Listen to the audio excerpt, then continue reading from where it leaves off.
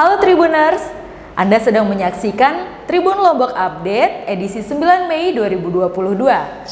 Kami akan menyajikan beragam informasi aktual dan menarik dari bumi Nusa Tenggara Barat. Bersama saya Hulda Ramatia, inilah Tribun Lombok Update selengkapnya.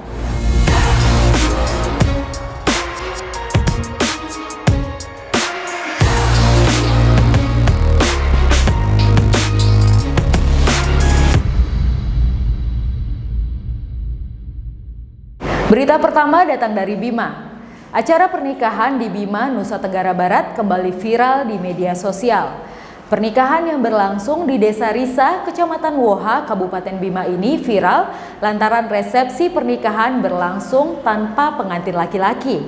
Dalam video yang beredar, resepsi hanya dihadiri pengantin perempuan dan pengantin laki-laki tidak datang karena dalam kondisi sakit. Sebuah prosesi pernikahan di Bima kembali viral di jagat media sosial.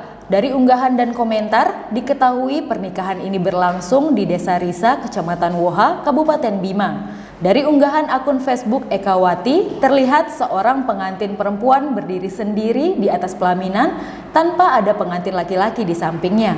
Dalam sebuah siaran langsung dengan caption, "Resepsi tanpa suami adikku." Mengenakan dress putih, pengantin yang diketahui bernama Rahmi tersebut hanya didampingi orang tua dan kerabat saja. Setidaknya ada 2 siaran langsung yang diunggah oleh akun milik kakak perempuan pengantin perempuan itu. Pada postingan lainnya menunjukkan sebelum prosesi resepsi berlangsung, pengantin tersebut sudah melaksanakan ijab dan kabul. Ironisnya, ternyata pengantin laki-laki yang tidak berada di pelaminan saat resepsi dalam kondisi sakit. Bahkan saat pengucapan ijab dan kabul, pengantin laki-laki tersebut hanya bisa berbaring dengan infus di lengannya. Dari foto yang beredar, sang pengantin pria sudah mengenakan baju pengantin berwarna putih senada dengan pengantin perempuan. Ia digotong menuju pelaminan untuk ijab dan kabul. Unggahan ini mendapatkan respon cepat dari para netizen. Banyak yang berkomentar jika pernikahan tersebut dipaksa karena dilakukan dalam kondisi pengantin laki-laki sakit berat. Namun, tidak sedikit yang menyampaikan komentar selamat dan dukungan karena berusaha tetap menggelar pernikahan. Sejak diunggah pada Minggu 8 Mei 2022 siang, unggahan ini sudah dibagikan sebanyak 439 kali dan mendapatkan 160 komentar. Akun pengunggah pernikahan viral Ekawati terakhir menyampaikan klarifikasinya, pengantin perempuan berdiri sendiri di pelaminan karena kondisi pengantin laki-laki yang tidak memungkinkan.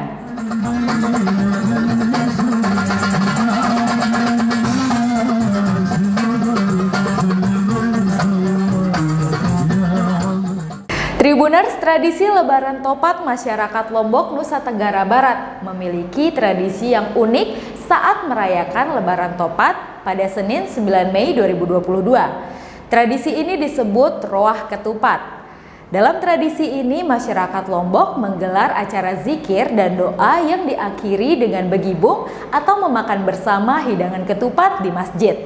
Sejumlah daerah di Lombok mengadakan roah atau doa dan zikir bersama untuk merayakan Lebaran Topat yang jatuh pada Senin 9 Mei 2022. Seperti yang dilakukan di Kelurahan Karangbaru, Kecamatan Selaparang, Kota Mataram, dan di Desa Kayangan, Kecamatan Batu Layar, Kabupaten Lombok Barat. Menurut remaja Masjid Desa Kayangan Fatahatul Aziz, kegiatan roah Lebaran Topat ini dilakukan untuk meminta keberkahan dan saran berdoa bersama agar bisa dipertemukan kembali dengan Ramadan di tahun depan. Roah Lebaran Topat secara rutin dilakukan setiap tahun sepekan setelah Hari Raya Idul Fitri. Diartikan pula oleh warga Lombok sebagai lebaran bagi mereka yang menjalankan ibadah puasa Syawal. Adapun roah Lebaran Topat akan dimulai tepat pukul 7 waktu Indonesia Tengah yang dilakukan di masjid.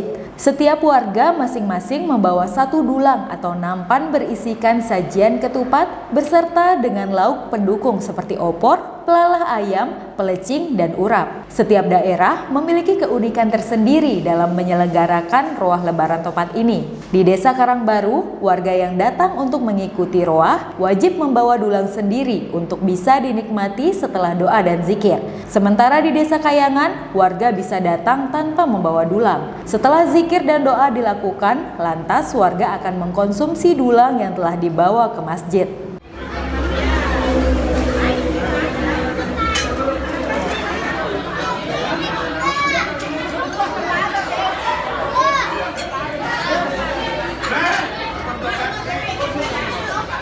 Baik Tribuners, masih tentang Lebaran Topat. Berita selanjutnya, masa libur sekolah di Lombok Barat diperpanjang pemerintah daerah. Perpanjangan masa libur ini dilakukan karena pada hari pertama masuk sekolah bertepatan dengan perayaan tradisi Lebaran Topat hari ini 9 Mei 2022. Kebijakan ini diambil pemerintah agar masyarakat dan para siswa bisa sama-sama mengikuti tradisi turun-temurun tersebut.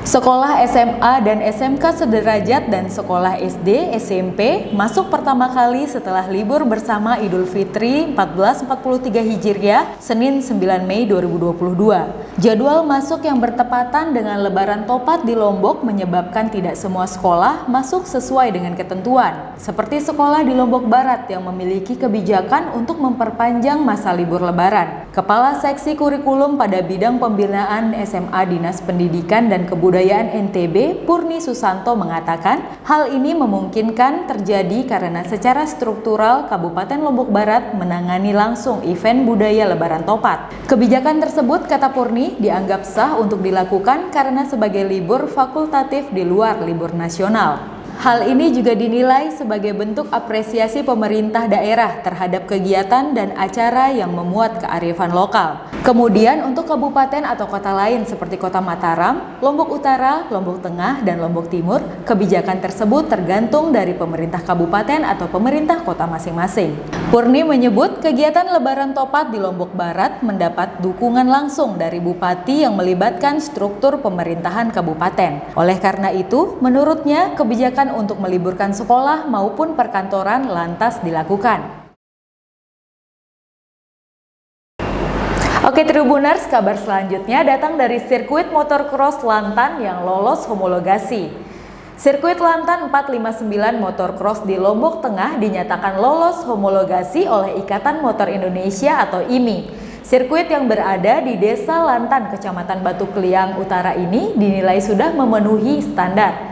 Dengan demikian, sirkuit tersebut dianggap layak menggelar ajang balap motocross baik balap tingkat nasional maupun internasional. Sirkuit Lantan 459 Motocross di Lombok Tengah telah diinspeksi atau homologasi oleh Tim Track Inspection Ikatan Motor Indonesia atau IMI Pusat. Anggota Komisi Motocross dan Gastrak IMI Pusat, Sutejo, menilai sirkuit yang berada di Desa Lantan, Batu Kliang Utara, Lombok Tengah tersebut sudah memenuhi standar. Menurut dia, berdasarkan hasil uji coba yang hanya segelintir pembalap pemula yang jatuh di trek sirkuit. Selain itu, poin yang menjadi penilaian adalah fasilitas pendukung seperti rumah sakit, akses jalan masuk, serta jalur evakuasi. Sirkuit tanah yang memiliki panjang lintasan 1,7 km dengan 18 tikungan tersebut sudah menggelar sesi latihan resmi pembalap sejak Sabtu 7 Mei 2022. Puncaknya pada hari Senin 9 Mei 2022 sekaligus akan dilakukan peresmian yang dibarengi dengan perayaan Lebaran Ketupat. Sebanyak 64 pembalap telah mendaftarkan diri, baik pembalap lokal, nasional, hingga internasional.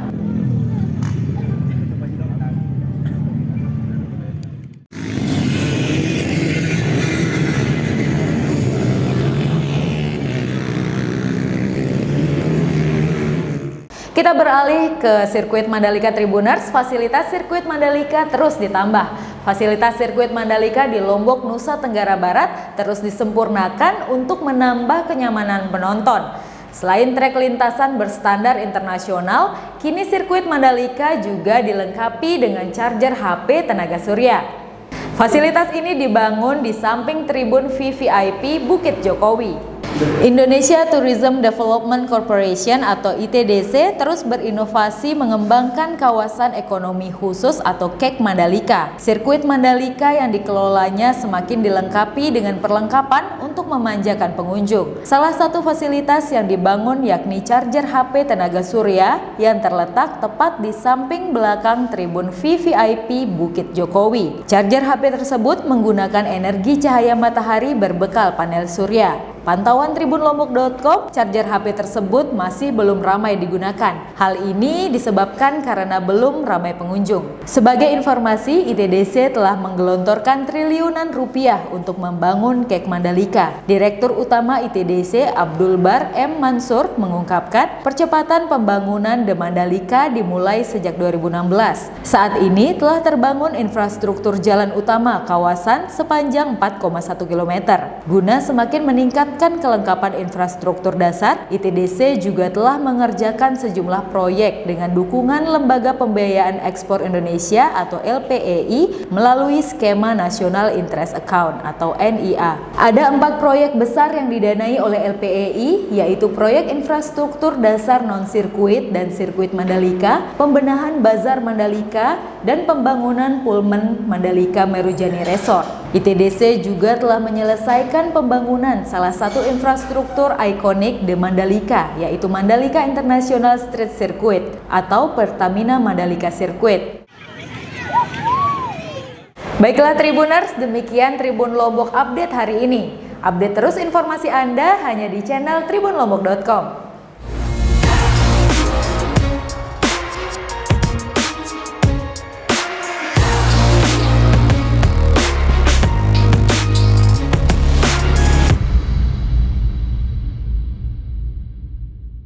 Terima kasih sudah nonton. Jangan lupa like, subscribe, dan share ya.